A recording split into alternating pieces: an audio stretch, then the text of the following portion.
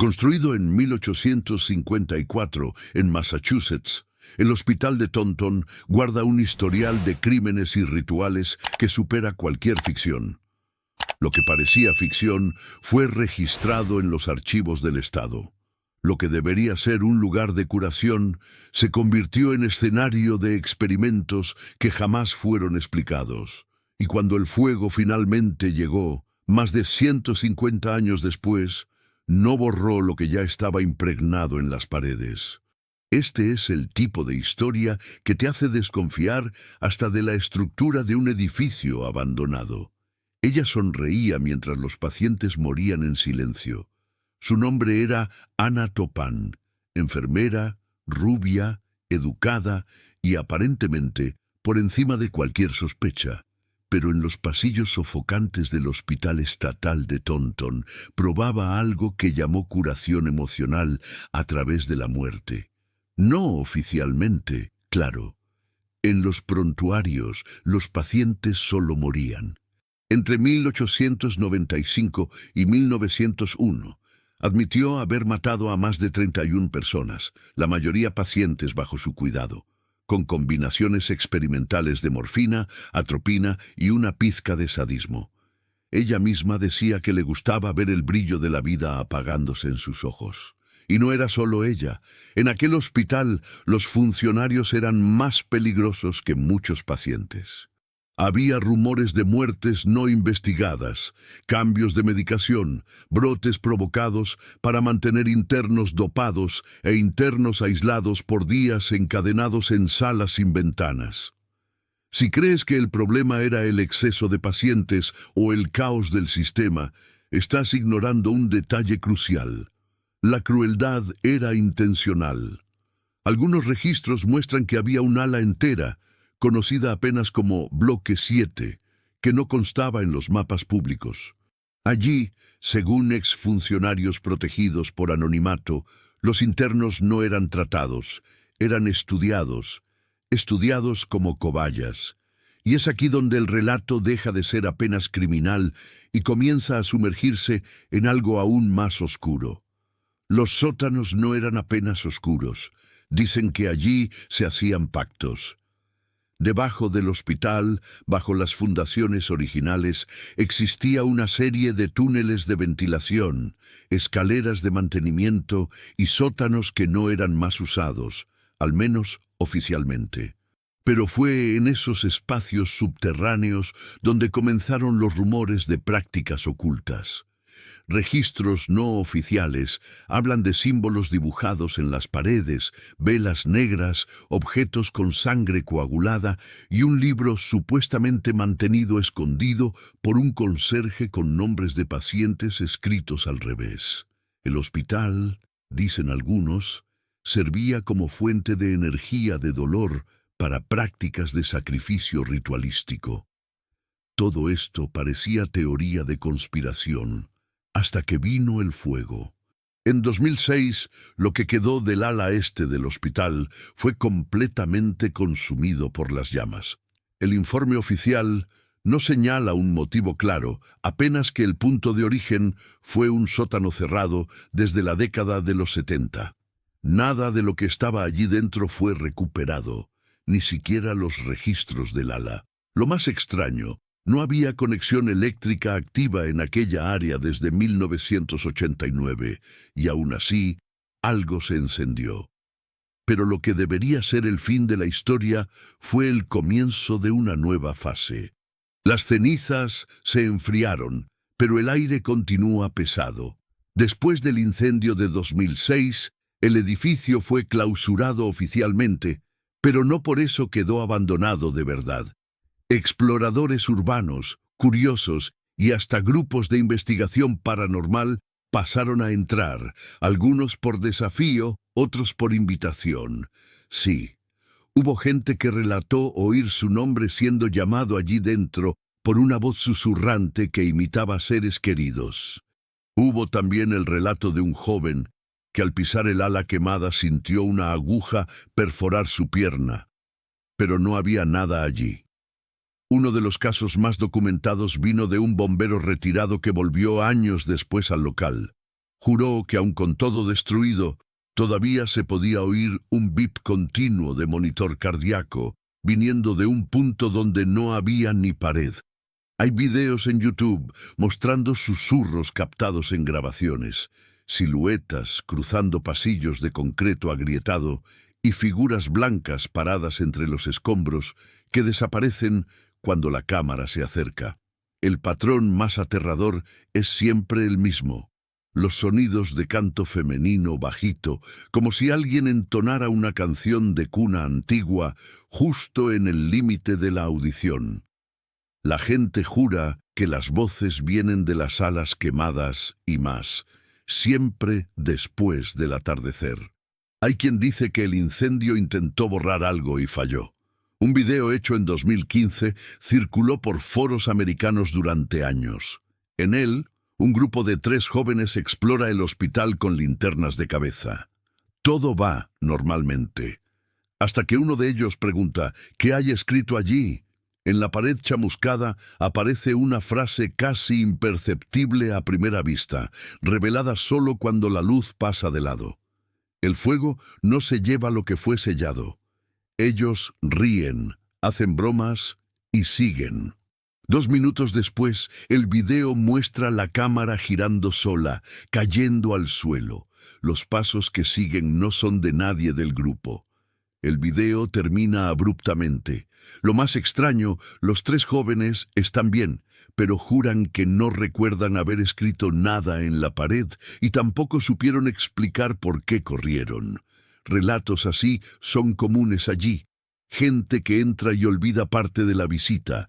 Gente que sale con objetos del local y después relata que reaparecen quemados en casa. Y hasta un guardia de seguridad que afirma haber oído golpes en los pisos de arriba, siendo que el segundo piso fue completamente destruido en 2006. Oiría si algo susurrara desde medio de las cenizas. El Hospital Estatal de Taunton no es solo un edificio abandonado más. Representa un ciclo completo: dolor, perversión, silencio y fuego. Pero lo que debería haberse convertido en polvo insiste en permanecer, sea en sonidos que no tienen fuente, sea en nombres que son susurrados por voces que nadie reconoce, o sea, en la certeza incómoda de que aún ahora algo todavía vive allí, debajo de la superficie chamuscada, erigido como un palacio de piedra para curar mentes perturbadas. El Transalghene Lunaticum, en Virginia Occidental, guarda en sus pasillos el eco de gritos que jamás encontraron paz.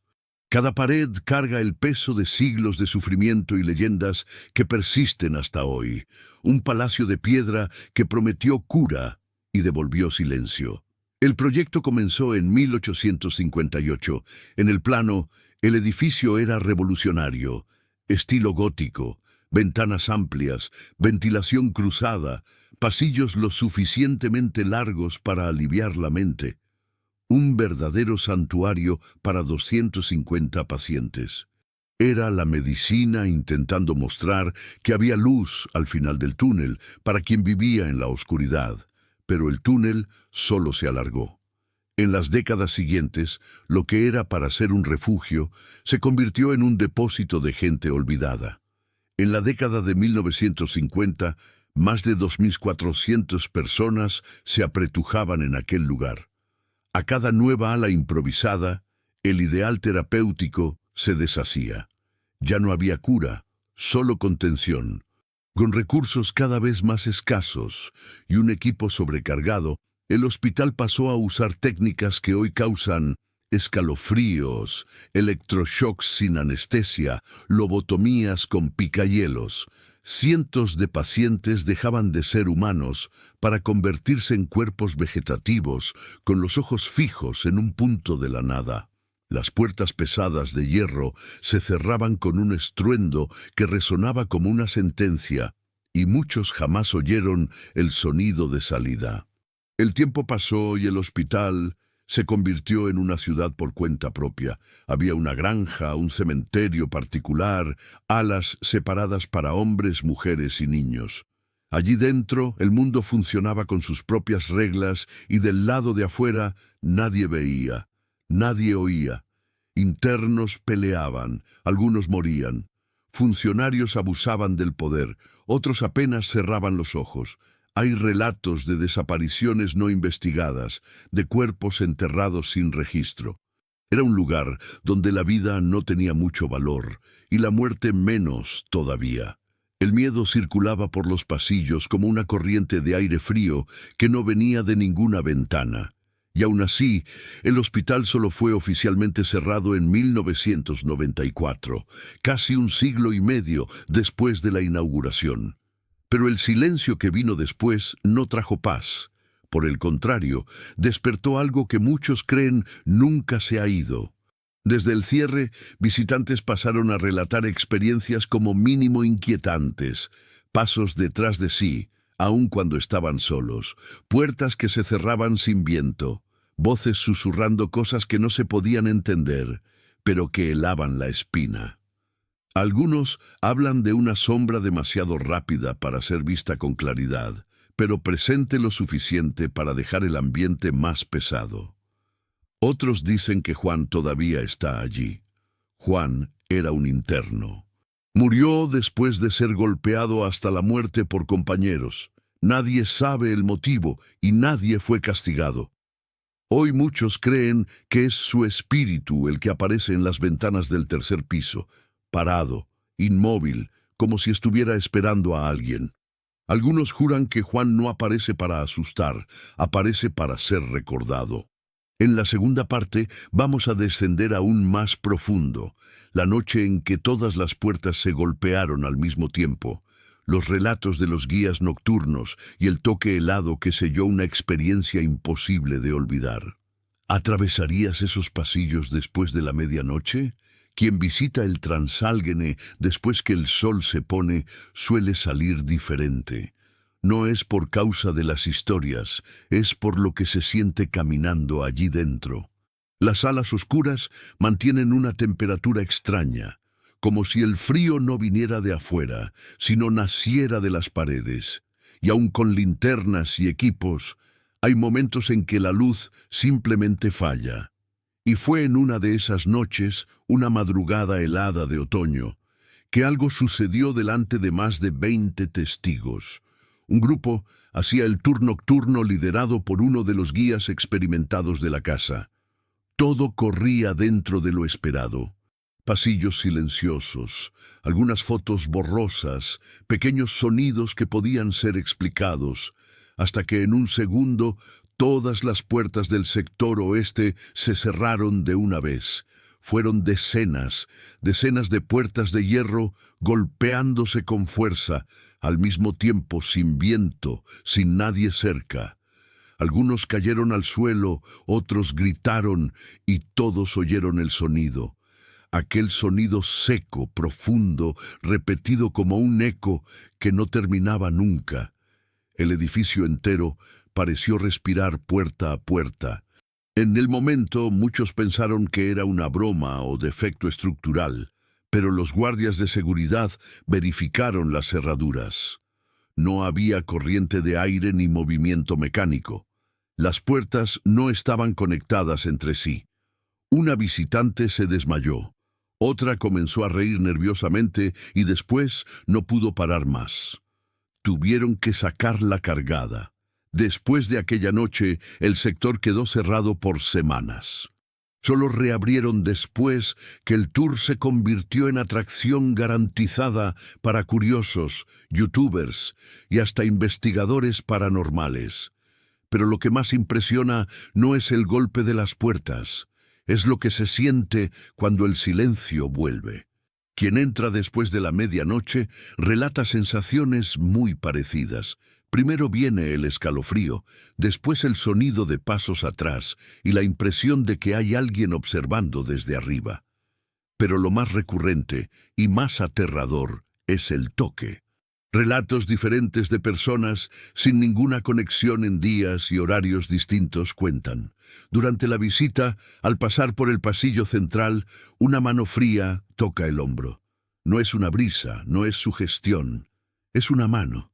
Una mano humana, con peso, forma y frío.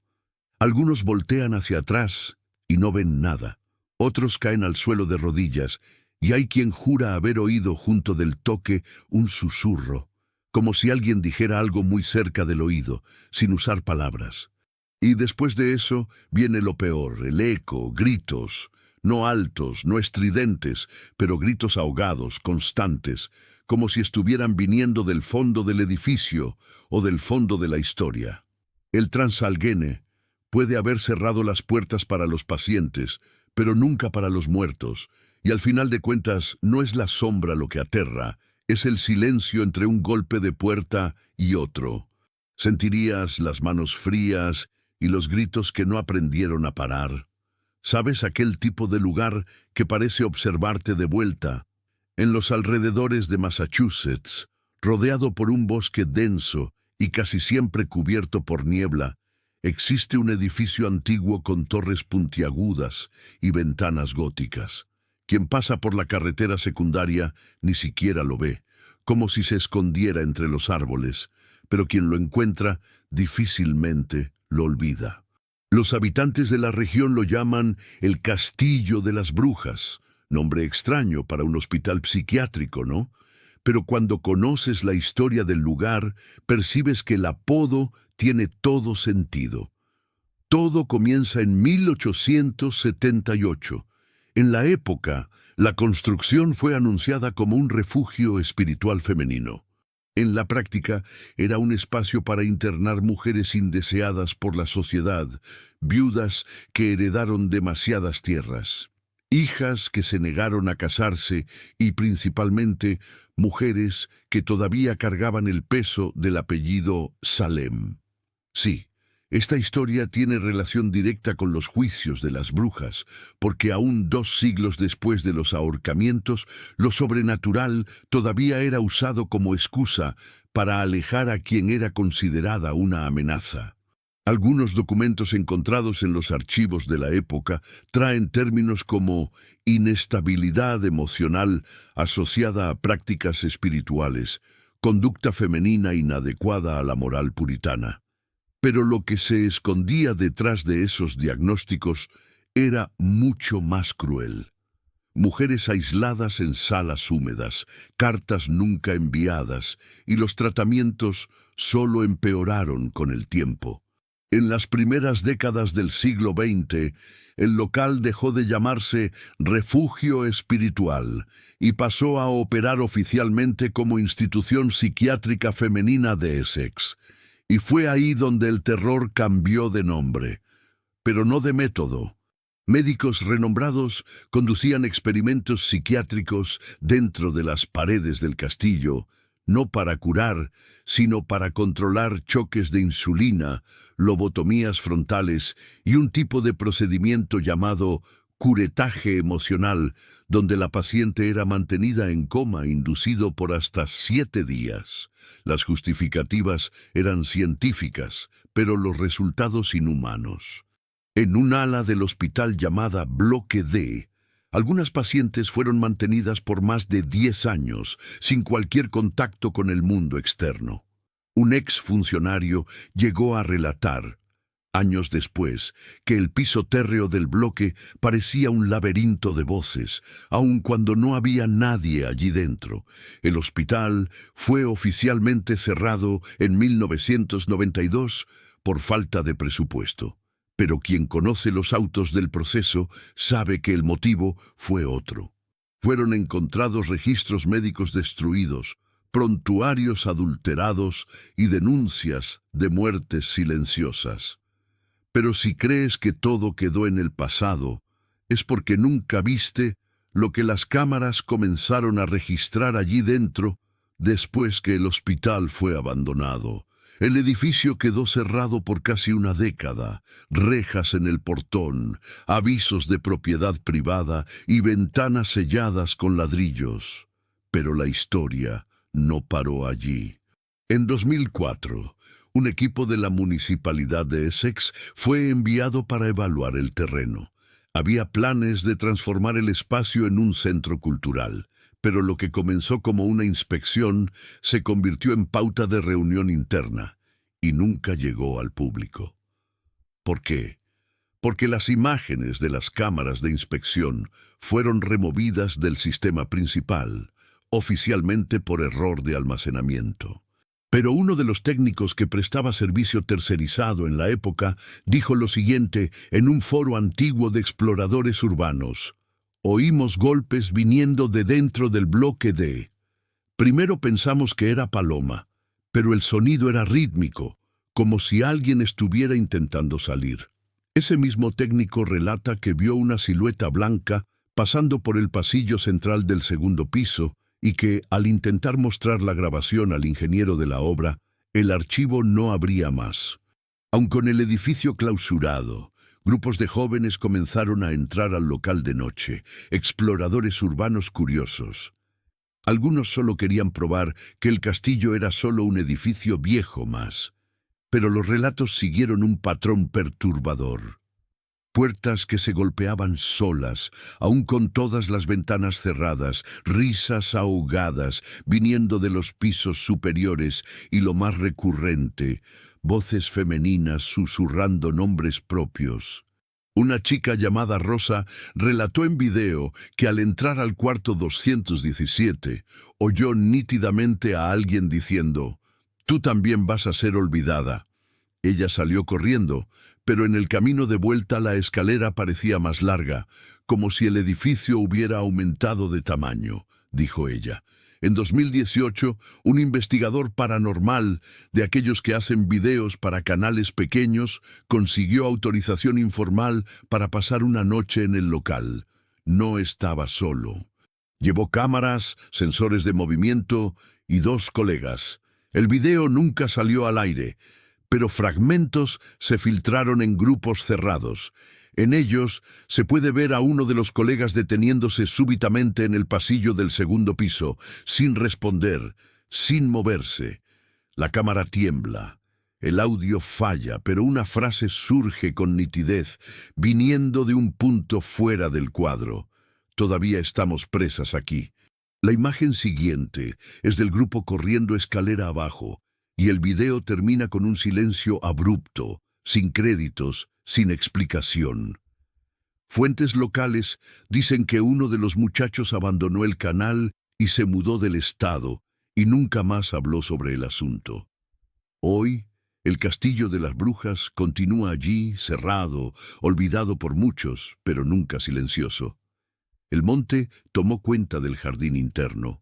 Las placas de clausura se oxidaron, pero cada vez que alguien se aproxima demasiado de la entrada principal, los sensores de movimiento todavía son accionados.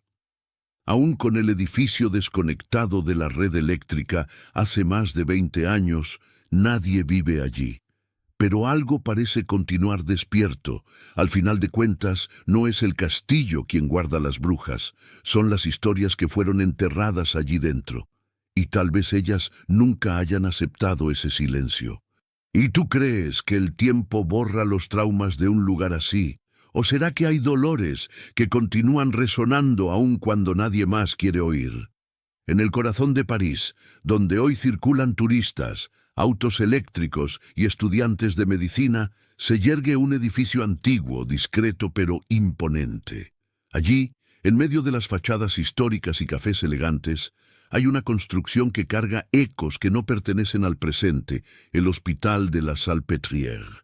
A primera vista, es solo un marco más de la historia francesa, pero quien conoce sus pasillos sabe que los gritos que resonaron por sus alas todavía no han sido completamente silenciados. Este es el relato sombrío de un lugar donde mujeres fueron olvidadas y transformadas en espectáculo. En el siglo XVII, la Salpêtrière nació como un albergue femenino. Era el destino de mujeres pobres, ancianas, huérfanas, consideradas sin utilidad para la sociedad de la época. No era un hospital, era un depósito humano. Pero en el siglo XIX, con el ascenso de la psiquiatría moderna, el local cambió de función, se convirtió en manicomio. Y ahí comenzó el verdadero horror. Miles de mujeres fueron internadas, la mayoría sin diagnóstico, algunas por comportamiento considerado inadecuado, otras simplemente por desafiar los patrones de la época. Bastaba ser incómoda para ser considerada loca. El ambiente no era de cuidado, era de castigo. Pasillos fríos, rejas de hierro, cuartos superpoblados, gritos ahogados por paredes espesas.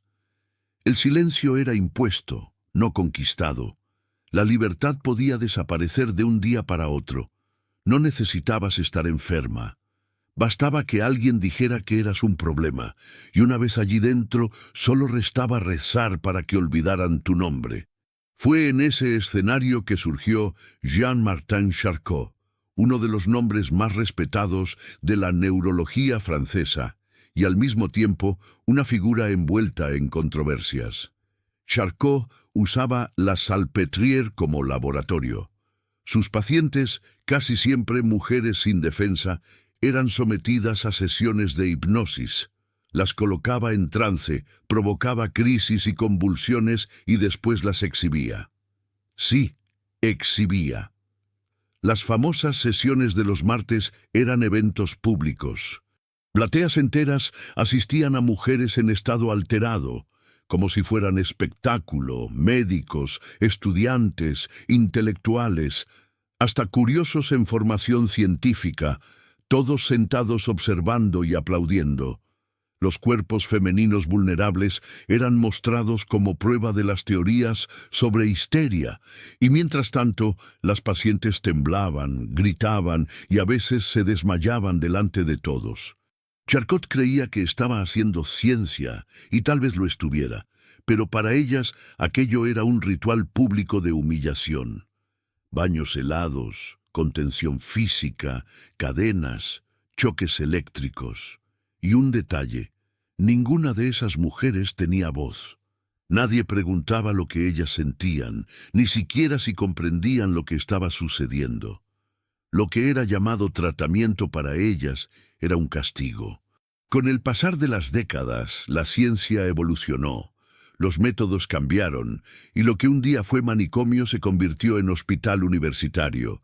La Salpêtrière ganó prestigio, se convirtió en referencia médica en París. Hoy es sinónimo de investigación, estudio, innovación. Pero no todo se fue con el tiempo. Las rejas fueron retiradas, las contenciones abolidas, los gritos silenciados. Solo que los ecos no se dejan borrar con pintura nueva en las paredes. Visitantes relatan la misma sensación incómoda, la de estar siendo observados aún en pasillos completamente vacíos, principalmente en las salas más antiguas, donde antes funcionaban las celdas femeninas. Funcionarios dicen que evitan pasar por allí de noche, no por miedo de fantasmas, sino por algo peor, un escalofrío que no tiene nombre. En exposiciones internas hay archivos con registros del siglo XIX, fotografías de las pacientes, mujeres anónimas, nombres olvidados, pero los rostros continúan allí, miradas paralizadas en blanco y negro que atraviesan el tiempo con una expresión imposible de describir. Y a veces, al encarar una de aquellas fotos por mucho tiempo, hay gente que dice que oyó una respiración. Los retratos en blanco y negro no hacen ruido, pero gritan con los ojos. Hoy cuando caminas por la Salpêtrière, todo parece normal. Estudiantes de medicina circulan con batas, investigadores hacen anotaciones, visitantes entran y salen como si estuvieran en cualquier hospital moderno. Pero si prestas atención, percibirás que el frío que sientes allí no es del clima, es de la historia. Cada puerta, cada pasillo, cada fotografía en las paredes, todo allí susurra el mismo mensaje. En este lugar, por siglos, mujeres fueron silenciadas en nombre de la ciencia. Y el silencio ahora resuena. Si te gustó este relato y quieres continuar acompañando historias de hospitales olvidados, manicomios y lugares donde la ciencia y el horror caminaron lado a lado, suscríbete al canal y activa las notificaciones. Cuando la puerta de hierro se cierra, el sonido resuena como una sentencia. El Topeka State Hospital en Kansas no quedó conocido por curar, quedó conocido por borrar personas de la dignidad, de la memoria y a veces de la propia existencia. El Topeka State Hospital fue inaugurado en el año de 1879 con una propuesta que en el papel parecía noble: aliviar la superpoblación de los asilos psiquiátricos ya existentes. Era una época en que cualquier desvío de comportamiento era visto como enfermedad mental. Mujeres con síndrome premenstrual, jóvenes con opiniones peligrosas, hombres con vicio en bebida o apenas ancianos olvidados por las familias. Todos podían acabar allí dentro. Pero con el tiempo, el lugar dejó de ser un albergue y pasó a ser un cautiverio. Los relatos de quien sobrevivió, pocos, dígase, hablan de pacientes encadenados en las camas por tanto tiempo que las cadenas atravesaban la piel. Eran marcas que no cicatrizaban, la piel viva, rasgada y nadie para cuidar. No había estructura, no había humanidad y peor, no había quien denunciara, porque el sufrimiento allí dentro era silencioso, encerrado. Existen documentos oficiales describiendo sesiones de terapia que más parecían sesiones de castigo: choques, camisas de fuerza, privación de comida, gritos ahogados por paredes gruesas. Y entre esas paredes, lo que más dolía era la indiferencia.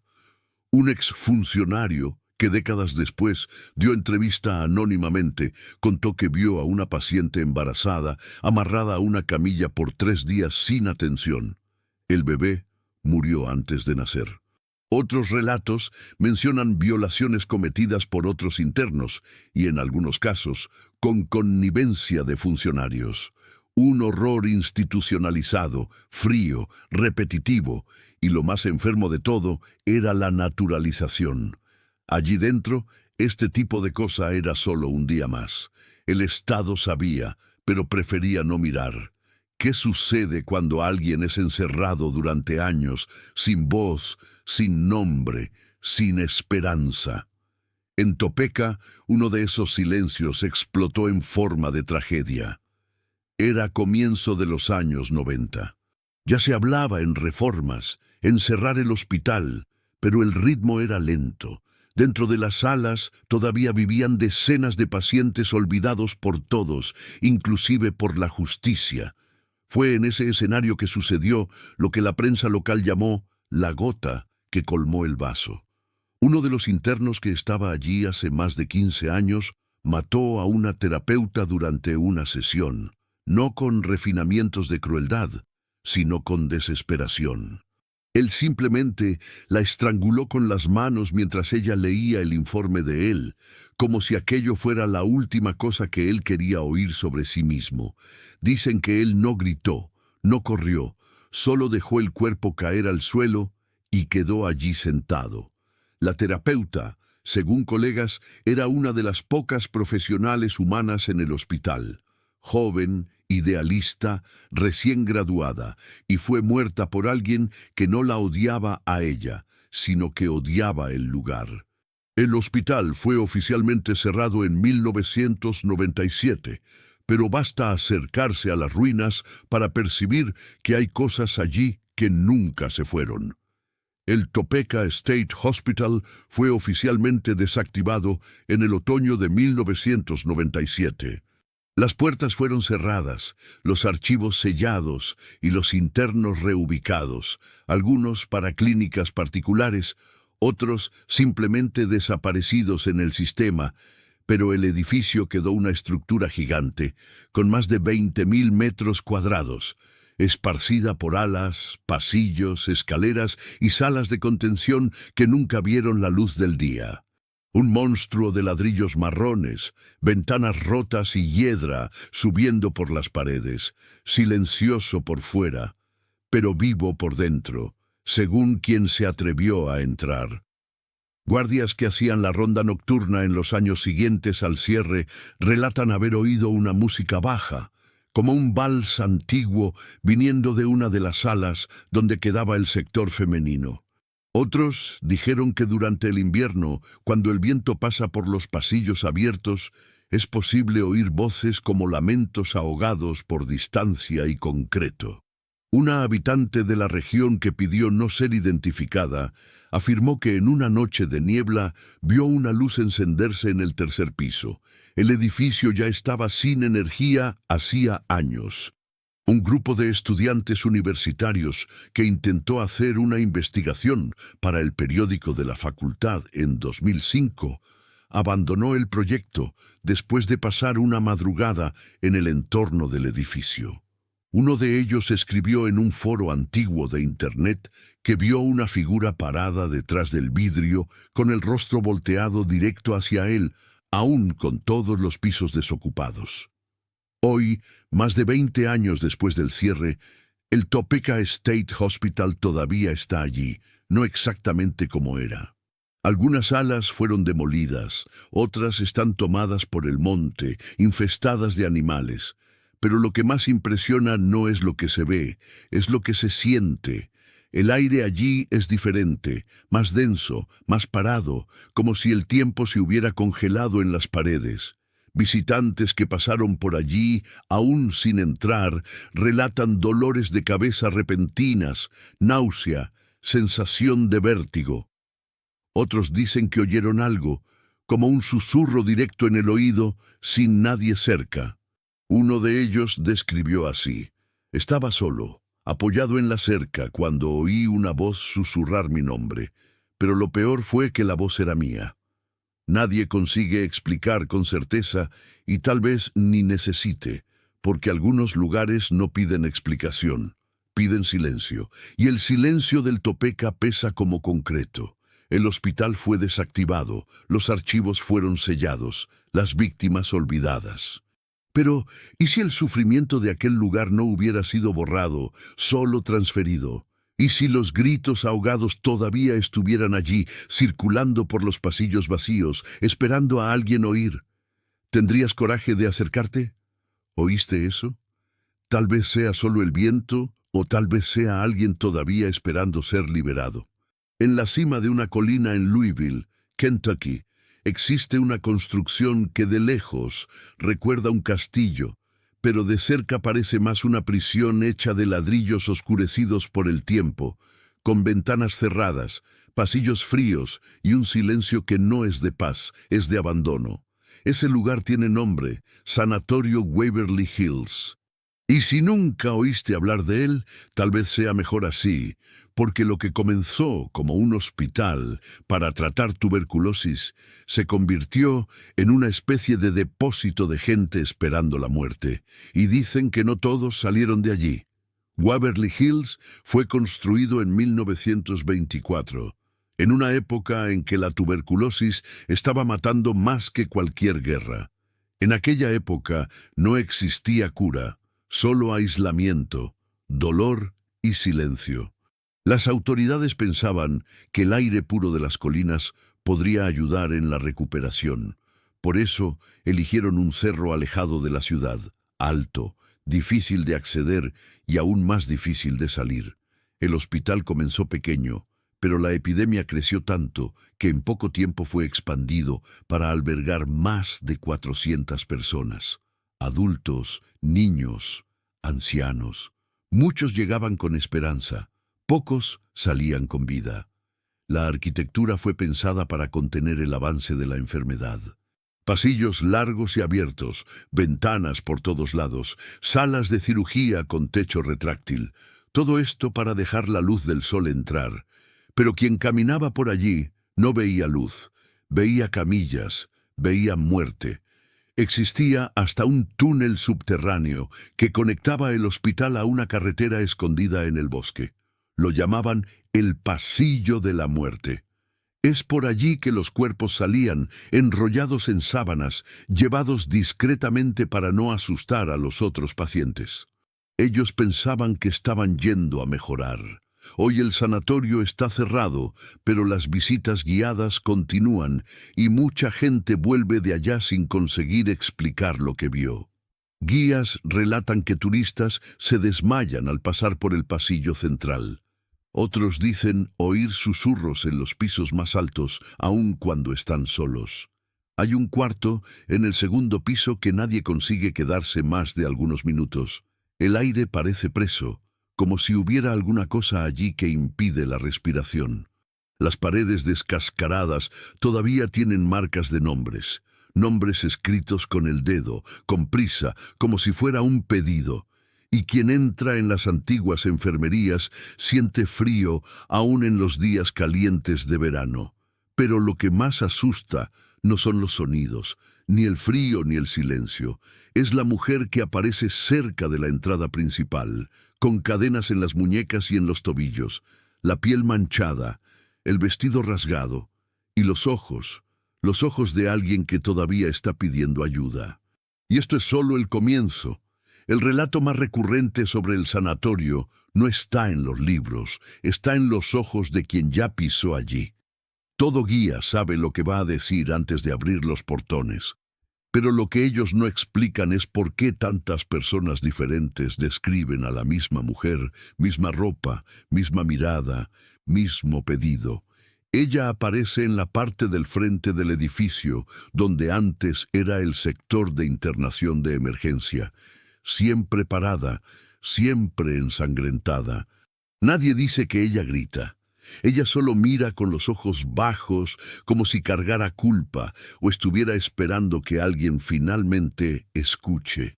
Los registros oficiales del hospital no hablan de pacientes encadenados, pero quien ya estudió la historia sabe que durante los peores años de la epidemia, los brotes psicóticos entre los internados eran frecuentes.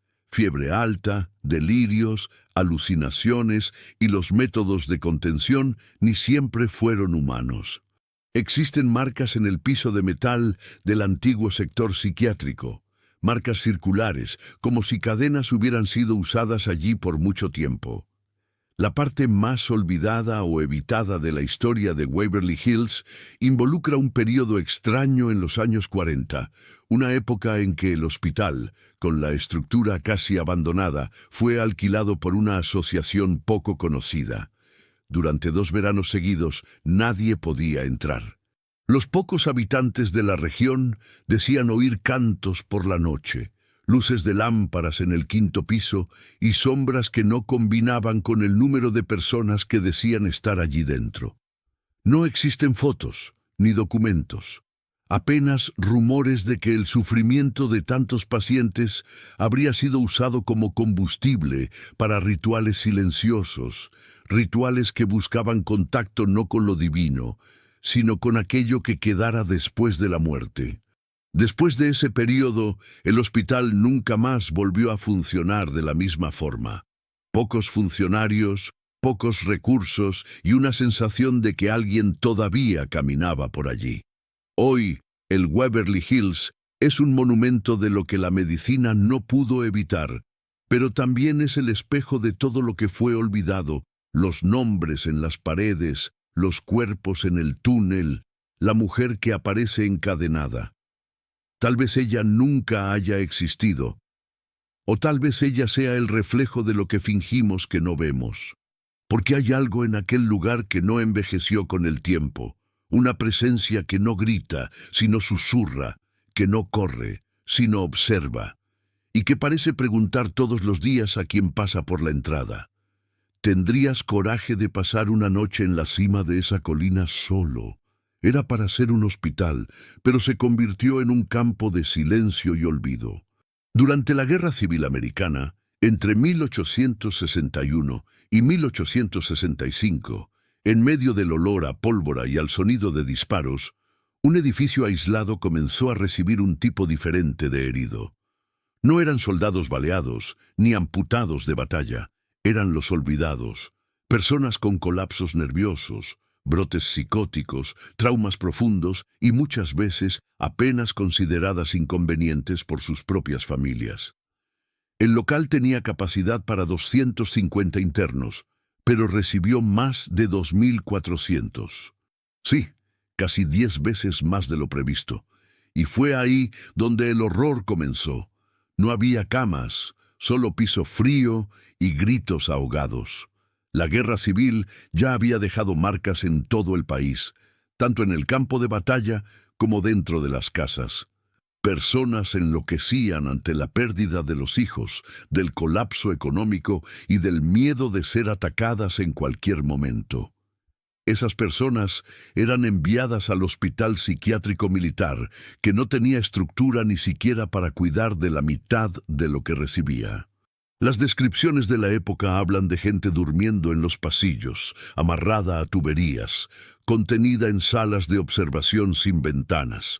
Muchos ni eran diagnosticados, solo estaban allí por ser un problema.